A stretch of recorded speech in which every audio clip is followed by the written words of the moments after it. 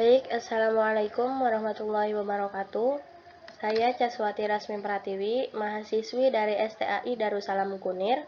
Di sini saya akan sedikit menjelaskan atau memaparkan tentang memahami pelanggan dalam mekanisme pasar, perspektif ekonomi mikro syariah. Ini merupakan salah satu tugas saya di mata kuliah pengantar ekonomi mikro syariah, dosen pengampu Ustadz Nur Khalid SPD ME. Definisi dari pasar itu sendiri, menurut Kamus Besar Bahasa Indonesia tahun 1998, pasar adalah tempat orang berjual beli. Adapun menurut istilah, pasar adalah mekanisme pertukaran barang dan jasa yang alamiah dan berlangsung sejak peradaban awal manusia. Adapun definisi pasar menurut Supriyatno, pasar adalah suatu tempat atau proses interaksi antara permintaan atau pembeli dan penawaran atau penjual dari suatu barang atau jasa tertentu sehingga akhirnya dapat menetapkan harga keseimbangan atau harga pasar dan jumlah yang diperdagangkan.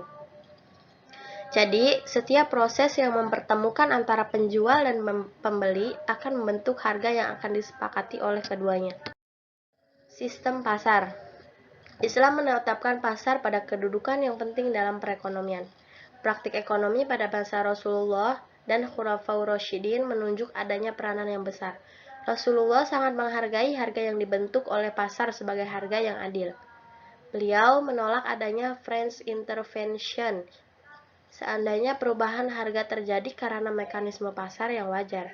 Harga terjadi karena mekanisme pasar akan tetapi pasar di sini mengharuskan adanya moralitas atau fair play, kejujuran atau honesty, keterbukaan atau transparansi, dan keadilan atau justice. Jika nilai-nilai ini ditegaskan, tidak ada alasan untuk menolak harga pasar. Selanjutnya ada konsep mekanisme pasar. Yang pertama itu mekanisme pasar menurut Ibnu Khaldun tahun 1332 sampai 1383. Beliau membagi barang menjadi dua kategori, yaitu barang pokok dan barang mewah. Menurutnya, jika suatu kota berkembang dan jumlah penduduknya semakin banyak, harga barang pokok akan semakin menurun, sementara barang mewah akan naik. Hal ini disebabkan oleh meningkatnya penawaran barang pangan dan barang pokok lainnya, sebab barang ini sangat penting dibutuhkan oleh setiap orang sehingga pengadaannya akan diprioritaskan. Sementara itu, harga barang mewah akan naik sejalan meningkatnya gaya hidup yang mengakibatkan peningkatan permintaan barang mewah ini. Di sini, Ibnu Khaldun menjelaskan pengaruh permintaan dan penawaran terhadap tingkat harga.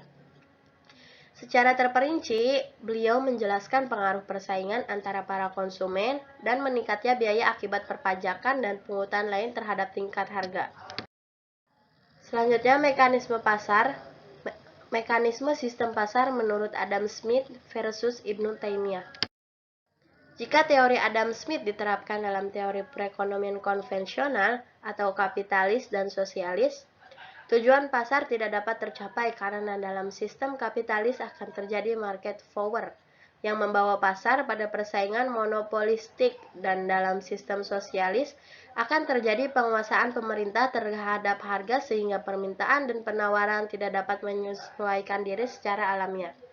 Hal ini mengakibatkan lumpuhnya kekuatan tangan tidak tampak dalam mengorganisasikan pelaku pasar dalam membentuk perekonomian. Selanjutnya ada prinsip-prinsip mekanisme pasar Islami.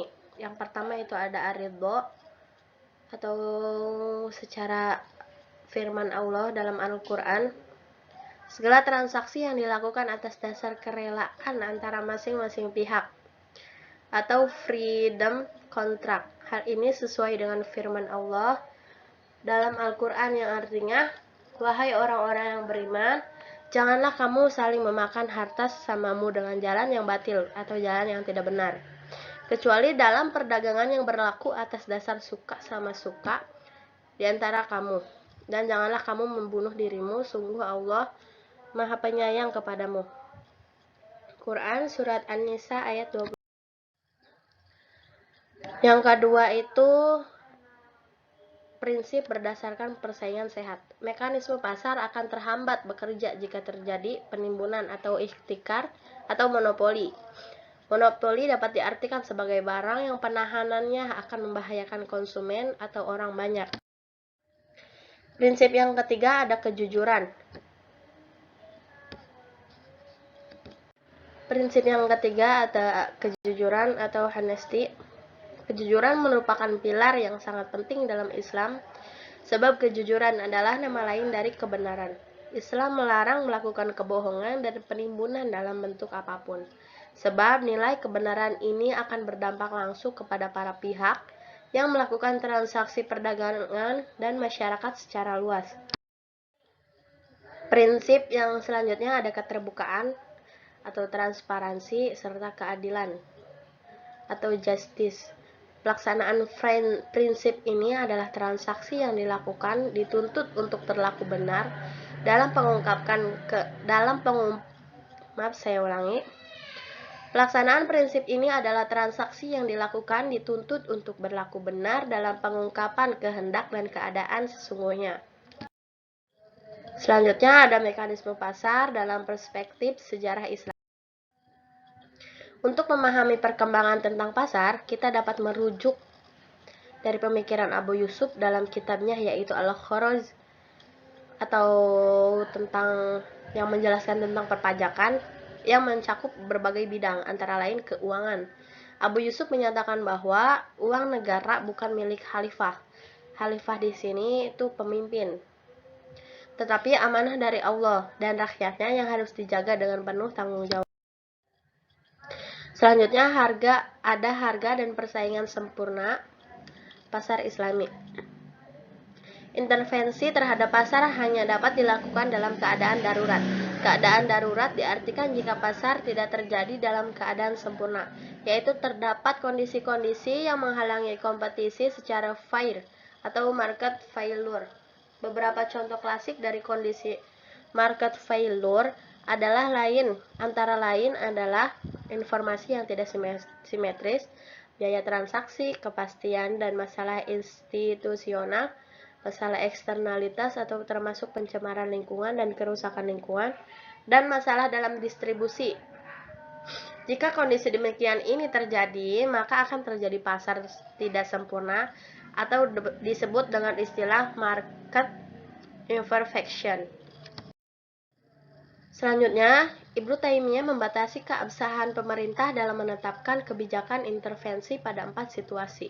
Yang pertama, kebutuhan masyarakat yang tidak dapat diperjualbelikan kecuali dengan harga yang sesuai. Yang kedua, terjadinya monopoli atau penimbunan untuk memberlakukan hak wajar atau ketetapan yang membatasi hak guna dan hak pakai atas kepemilikan barang. Selanjutnya, ada terjadinya keadaan pemboikotan, pendistribusian barang hanya berkonsentrasi pada satu penjual atau satu pihak tertentu. Selanjutnya, ada pihak-pihak tertentu yang membiasakan diri untuk tidak memberikan hak jual komoditas, kecuali pada orang-orang tertentu yang sudah dikenal dengan ketentuan yang dibuat-buat.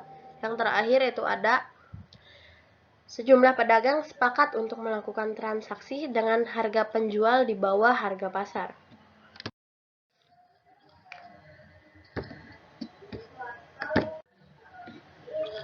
Selanjutnya, ada moral sebagai faktor endogen dalam persaingan di pasar.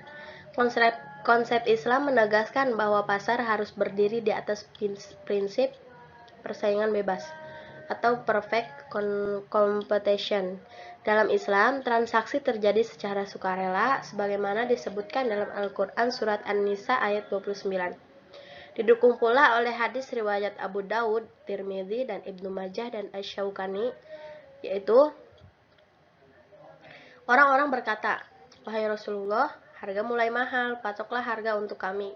Rasulullah pun bersabda, "Sesungguhnya Allah lah yang mematok harga, yang menyempitkan dan yang melapangkan rezeki, dan aku sungguh berharap kepada Allah dan kondisi tidak seorang pun dari kalian yang menuntut kepadaku dengan satu kezoliman pun dalam darah dan harta." Hadis riwayat Abu Daud, At-Tirmidzi, Ibnu Majah, dan Asy-Syaukani. Selanjutnya ada model sistem pasar Islam. Yang pertama, pedagang diwajibkan memahami hukum riba dengan fikih dagang. Yang kedua, pasar tidak serupa dengan masjid. Yang ketiga, pasar adalah sedekah bagi kaum muslim sehingga pasar Islam dibangun di atas tanah wakaf. Yang keempat, tidak ada penarikan uang sewa. Yang kelima, tidak ada penarikan pajak. Yang keenam, tidak ada pesan dan klaim tempat. Yang ketujuh, adanya muhtasib yang bertugas mengawasi pasar agar tidak terjadi kegiatan muamalah yang melanggar kegiatan syar'i, seperti berdusta dan sumpah palsu. Dapat menawarkan dagang barang haram, penipuan, penimbunan barang, manipulasi harga, pengurangan timbangan, dan lain sebagainya. Yang kedelapan, barang yang dijual harus halal, memakai mata uang dinar dirham Islam yang sesuai dengan fikih Islam, baik kadar maupun beratnya. Yang terakhir, fikih Islam dapat dalam berbagai mazhab menjelaskan bahwa kadar dinar dan perak harus dinar dan perak murni dan beratnya sesuai dengan miskol. Selanjutnya, kesimpulan dari apa yang sudah saya paparkan tadi. Menurut penjelasan lain, pasar adalah tempat pembeli dan penjual bertemu untuk membeli atau menjual barang dan jasa atau faktor-faktor produksi. Menurut Ari Sudarman dalam teori ekonomi mikro, pasar meliputi pertemuan antara pembeli dan penjual yang antara keduanya tidak saling terlihat satu sama lain. Misalnya, antara importer karet yang bertempat tinggal di Amerika dan importer karet di Indonesia yang melakukan transaksi jual beli melalui telex. Dari beberapa pengertian tersebut, pasar dapat diartikan sebagai tempat terjadinya mekanisme pertukaran barang atau jasa oleh penjual dan pembeli untuk menetapkan harga keseimbangan serta jumlah yang diperdagangkan. Selanjutnya, sangat menghargai harga yang dibentuk oleh pasar sebagai harga yang adil. Sekian dari pemaparan tadi tentang memahami pelanggan dalam mekanisme pasar perspektif ekonomi mikro syariah. Kurang dan lebihnya mohon maaf. Wallahul muwaffiq ila aqwamit thoriq. Wassalamualaikum warahmatullahi wabarakatuh.